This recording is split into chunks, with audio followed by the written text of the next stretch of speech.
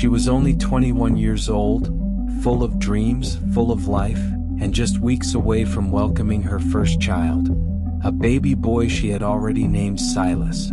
To her friends, Reagan was the kind of young woman who lit up a room with her smile. Grounded, compassionate, always the one to check in on others before herself. She had a plan, a future. She was studying to become a nurse, a calling born from her deep love of helping people. Nursing wasn't just a job, it was a way to give back, to heal, to nurture. She carried a quiet confidence and kindness that made people trust her instantly. But on a warm June night in 2025, that future was stolen, and a small Missouri town was left searching for answers. June 5, 2025.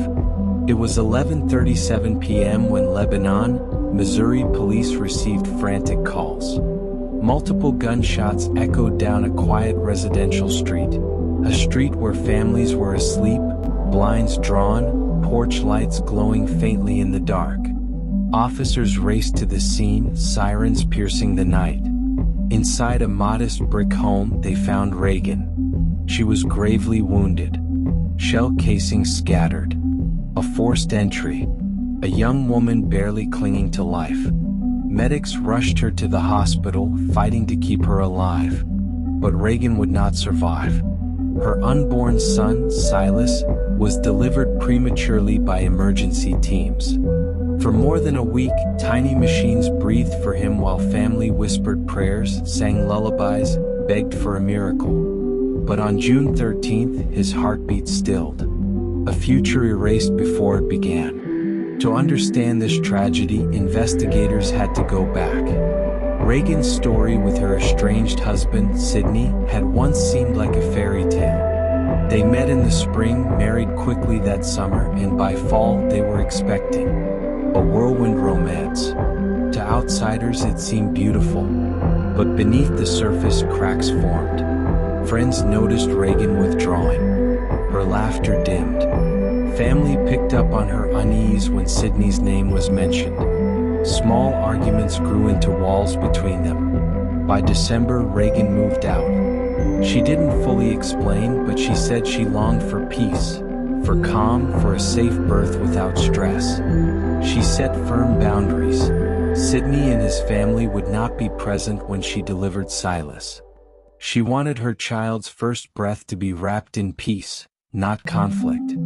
On the night of June 5th, hours before the shooting, their conversations grew tense. Texts filled with clipped words, frustrations, the kind of strain that comes after months of conflict. Then, minutes before the gunfire, a neighbor's doorbell camera recorded a figure, but pulled up. Camouflage clothing, face hidden, gloves covering the hands. The figure walked quickly, deliberately toward Reagan's home. Investigators later noticed the posture, the way the shoulders rolled, the stride. Chillingly similar to surveillance of Sidney Wilson just days earlier. When questioned, Sidney said he was home all night, only leaving after midnight. At first, his story seemed believable, but detectives pressed deeper. His home surveillance system revealed a gap, as if footage had been deliberately disabled. His phone's GPS went dark for 90 minutes, the exact window of the murder.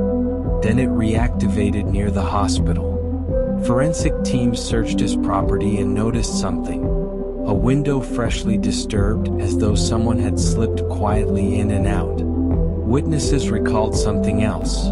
Sidney had once said that life might be easier if Reagan were gone. The tragedy now looked like a calculated crime. Reagan's sister lived just a block away. That night, she was at home when the sharp cracks of gunfire split the silence. At first, she thought it might have been fireworks. This was a small town after all, but something about the sound unsettled her. She reached for her phone immediately and sent a quick text. "Are you okay?" Seconds passed. No reply. She sent another. Still nothing. Her unease deepened into dread.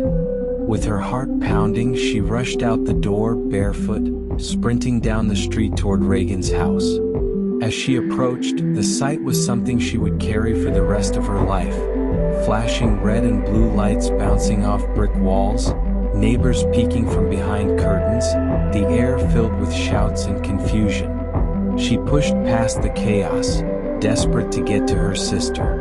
Inside, the scene was horrific. Reagan lay on the floor, blood pooling, her breath shallow, her eyes fluttering. Her sister dropped to her knees.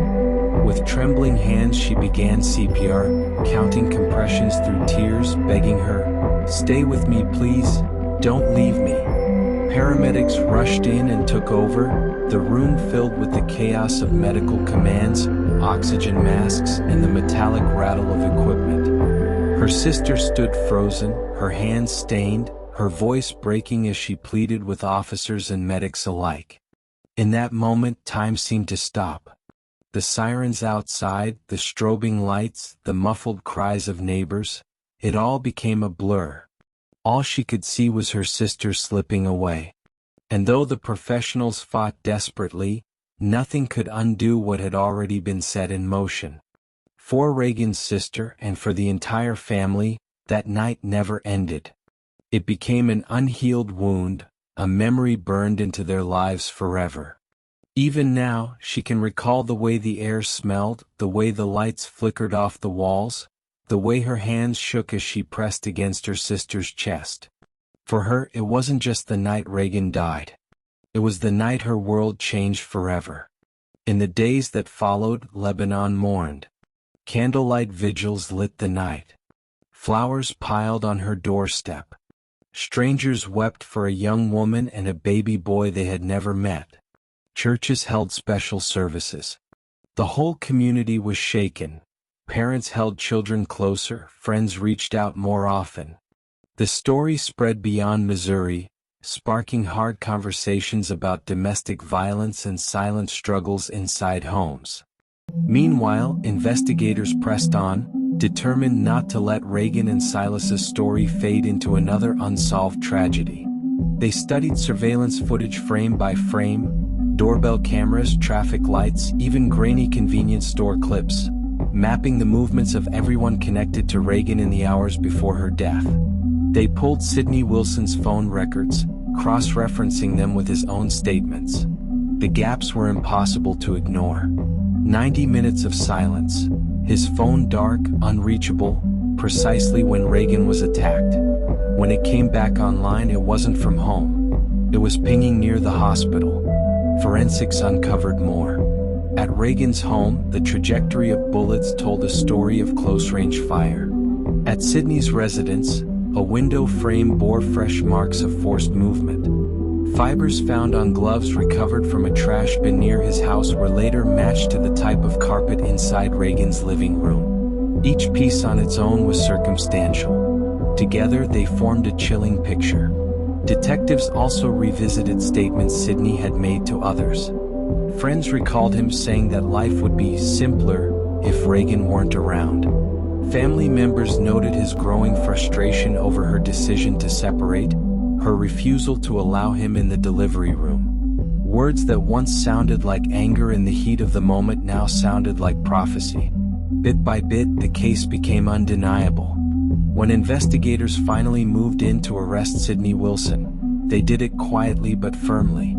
Officers arrived at his home in the early morning hours, their radios crackling softly in the pre-dawn stillness. Neighbors peered through blinds as Sidney was led out in handcuffs, his head down, his once private conflict now public for the entire town to see. The image of his arrest spread quickly, proof that authorities believed they had their man. At his first court appearance, the tension was palpable. The courtroom filled with Reagan's family and supporters, their faces etched with grief and determination. Prosecutors outlined the evidence. The missing GPS data, the suspicious surveillance gaps, the forensic matches, and the damning statements. They argued forcefully that Sidney was a danger to the community, a man capable of calculated violence. The defense pushed back, but the judge was unmoved. Bail was denied. Sidney Wilson would remain behind bars, awaiting trial on 2 counts of first-degree murder. one for Reagan, one for baby Silas. For the town, the arrest was a turning point. For investigators, it was the culmination of painstaking work. But for Reagan's family, there was no sense of victory. Justice, in its official form, had begun, but it could never bring back the laughter of their daughter, the embrace of a sister, the life of a child who never had the chance to take his first breath outside of machines. For them, the loss remained as raw as the night it happened. Reagan's dream of becoming a nurse ended in tragedy, but her family refused to let that dream die with her. In the weeks after the funeral, as grief settled into their lives like a constant shadow, they gathered around the kitchen table late into the night, asking themselves what Reagan would have wanted. She had spoken so often about nursing, about wanting to help people, to care for children, to sit beside patients in their weakest moments and remind them that they weren't alone. It was a calling she carried in her heart, and they knew they had to keep that flame alive. So they created a scholarship in her name, a living tribute to the life she didn't get to finish. Each year, young students pursuing nursing would receive support in Reagan's honor. For the family, it was more than just financial help. It was a way of passing forward her compassion, her dedication, her unshakable kindness. They imagined future nurses, some who might never even know Reagan's full story, walking hospital corridors wearing stethoscopes around their necks, bringing comfort to strangers, and unknowingly carrying a piece of Reagan's legacy with them. In this way, her spirit would ripple outward, touching lives she never had the chance to reach. For Lebanon, the scholarship became a symbol of resilience. Reagan's story was no longer only about violence and loss, it was also about hope, about turning pain into purpose. Her name, etched on every scholarship application and award certificate, reminded the town that behind every headline is a human life with dreams, with potential, with love to give. Community members donated generously, businesses held fundraisers, and local schools honored her memory during graduation ceremonies. Her face appeared in yearbooks and on posters, not just as a victim, but as an inspiration. Reagan's story became more than a headline. It became a reminder to listen more closely, to protect more fiercely, and to never dismiss the quiet signs of struggle that so many carry behind closed doors. For every student who walks across a stage with a diploma, for every nurse who enters a hospital ward with courage and compassion, a part of Reagan lives on. And in that legacy, her light continues to shine. Reagan's name will not be forgotten. Silas's short life will not be erased. Their story is one of heartbreak, but also resilience. The resilience of a family determined to turn grief into purpose, of a community that refused to let violence define her memory. Justice for Reagan. Justice for Silas. If you have any information, contact the Lebanon Police Department.